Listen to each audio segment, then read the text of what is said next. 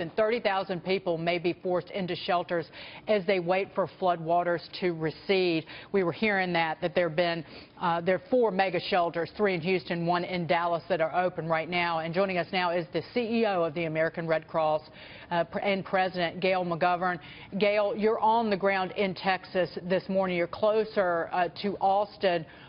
What is your greatest need right now?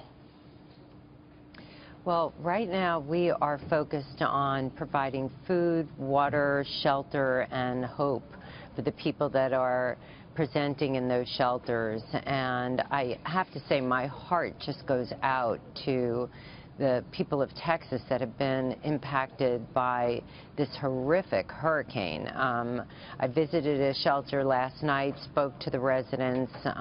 People are in shock. They lost everything except the clothes that they were wearing when they showed up.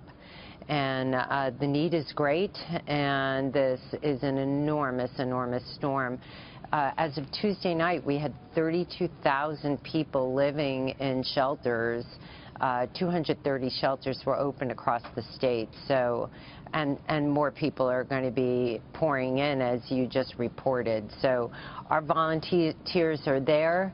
They're doing what they can. We had already served 180,000 meals and snacks as of Tuesday night, and we're prepared to do a lot more.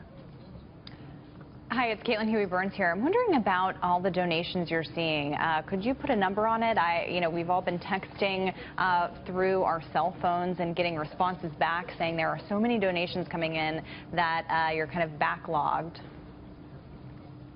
So we are definitely experiencing sluggishness on the texting, on our website, because there is just such an overwhelming response. It's unbelievable. People are getting in to our website to try to volunteer. People are donating blood. People are making donations. And the numbers literally are changing by the hour. So I believe next week we'll be in good shape to be able to give numbers in terms of what's come in. But the generosity of the American public just never, ever ceases to amaze me. And the need on the ground it's enormous. I mean, you've seen the images. We're going to be helping people for a long time. Hey, Gail, Andrew Peak here. Does the need on the ground for people receiving donations change in the next week or two? Or does this start to go from immediate crisis relief to something kind of more sustainable for them in the weeks to come? Absolutely. I mean, whenever there is a large disaster like this one, the response is first where we start serving meals, where we make sure people are in shelters, where we move supplies like cots and blankets and hygiene items and detergent and just what people need to do to be in a shelter and survive for a bit. But eventually they're going to be going back to their homes, and then we move emergency response vehicles into the affected area, and we fan out and give people hot meals, cleanup kits, things like bleach, masks, mops, and things that they need to muck out their homes. And eventually they're going to have to experience recovery, and there we will make sure we program money into the communities that were affected, either through our other nonprofit partners, through financial assistance, etc. Depending on the amount of donations that we get. Gail, it's Mike Murphy.